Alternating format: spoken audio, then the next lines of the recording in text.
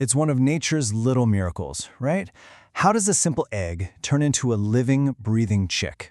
Well, it's an incredible 21-day journey, and it turns out there are two very different ways it can happen. You've got nature's way, with a mother hen, and then you've got our way, with a machine. Today, we're going to dive deep into both. So here's what we've got lined up. First, what's actually going on inside that egg for 21 days? And then we'll look at the two contenders, the mother hen and the high-tech incubator. We'll pit them against each other in a head-to-head showdown. We'll also talk about why this even matters, from your backyard flock to massive farms. And of course, we'll finish up with a look at what's next. All right, let's get started. Section 1, the 21-day miracle. We're going to peek inside the shell and see how this whole incredible process actually works. So, this is the big question, isn't it? How on earth does an egg become a chick in just 3 weeks? I mean, it seems like magic, but it's actually a super precise biological process where everything has to be just right. And that process has a name: incubation. Really, it's all about creating the perfect little world for that growing embryo. You need the right temperature, the right amount of moisture in the air. That's humidity. And you got to make sure the egg gets turned regularly. If you mess up even one of those things, well, it's game over. You can actually watch the progress by looking at what's called the air cell. It's not just an empty bubble. It's basically the chick's first little oxygen tank. As the embryo grows and uses up that oxygen, the air sac gets bigger and bigger, getting it ready for that very first breath of fresh air once it breaks out. Okay, so we've got the basics down. Now, let's meet the original master of incubation, the mother hen herself. So when a hen gets that powerful motherly urge, we call her a broody hen. And honestly, she's like nature's all-in-one artisan, a self-regulating, totally dedicated little machine built perfectly for this one job. So what's her secret?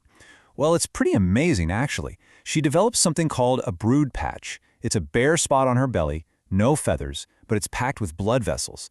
This lets her transfer her body heat directly to the eggs, keeping them at a perfect, super steady 99.5 degrees Fahrenheit. It's like a built-in high-tech heating pad. Just incredible. And get this, her job doesn't stop when the eggs hatch. Nope, that's just the beginning. The whole cycle is a 4-month commitment. After those 21 days of sitting, she spends the next couple of months raising those chicks, teaching them the ropes. Talk about dedication.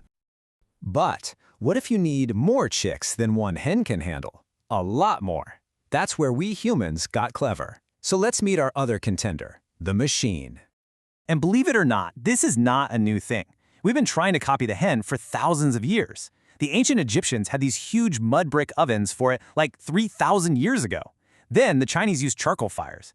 But the real breakthrough, the thing that changed everything, was in the 1930s with the electric incubator. That just revolutionized the entire industry. So how do these things actually work? How do they pretend to be a mother hen? Well, it's basically a 4-part system. For temperature, you've got thermostats doing the job of that brood patch. For humidity, there are water pans. For fresh air, you've got fans. And for turning the eggs, which is super important, there are automatic mechanisms that gently rotate them, just like a mama hen would with her beak and feet. All right, you knew this was coming. It's time for the main event, hen versus machine. Let's put them side by side and see how they really compare. Okay, let's break this down. When it comes to control, the hen is all about instinct. She adapts. The machine, it's all about precision. But the biggest, most obvious difference is scale. A hen can handle, what, maybe a dozen eggs? A big incubator can do thousands. Then you've got cost and labor, which are complete opposites. The hen is cheap and does all the work herself. The machine costs a ton up front and you have to manage it constantly. And of course, the big one, a hen is a mom. An incubator is not. So at the end of the day, it's all about trade-offs, right? Going natural with a hen is awesome for a small backyard flock or if you're trying to save a rare breed. It's cheap, but you're at the mercy of her instincts, and you can't really scale it up. The machine, though, that's the powerhouse for commercial farming. You get total control, massive numbers, but it's going to cost you, and you need to know what you're doing. So let's zoom out a bit. What does all this mean in the real world? Let's talk about why this choice between hen and machine actually matters, from a few chickens in the yard to, big-time agriculture. And this is really important. There's a quote here from ecocommunity.org that says it all. Countless millions of people still depend on traditional small-scale production for their supplies of meat and eggs. Just think about that. For huge numbers of people around the world, a broody hen isn't a quaint hobby. It's literally how they feed their families. It's about survival. And this really shows you the two different universes we're talking about. On one hand, you have the high-tech, science-driven world of modern poultry. On the other, you have these traditional, natural methods that have been working for centuries. And the crazy thing is, we need both.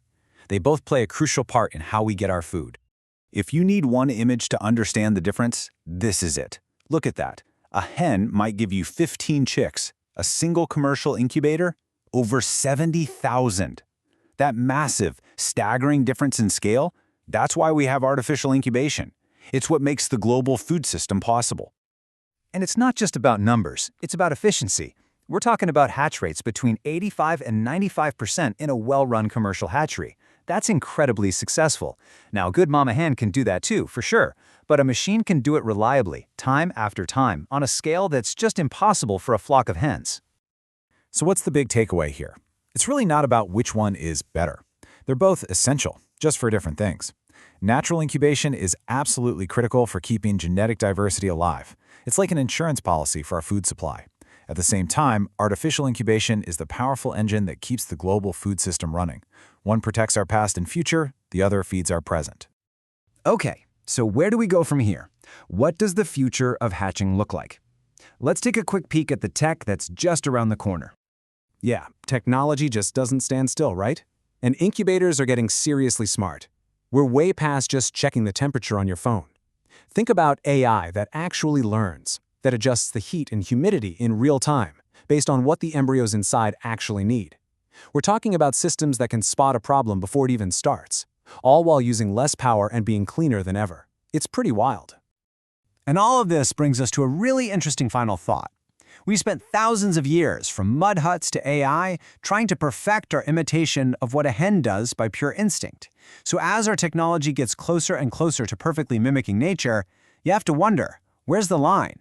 When does mimicking something turn into replacing it altogether? That's a huge question, and the answer will definitely shape how we produce our food for a long, long time.